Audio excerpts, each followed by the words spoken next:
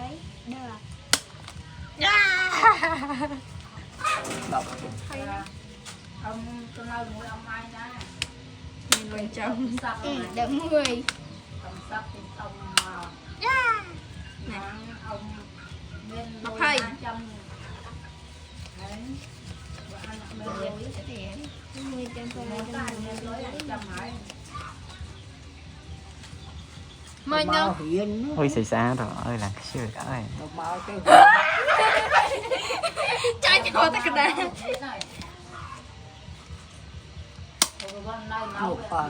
này giờ này đà nắng châu trái nha ha ha ha ha. đà nắng châu bánh mèo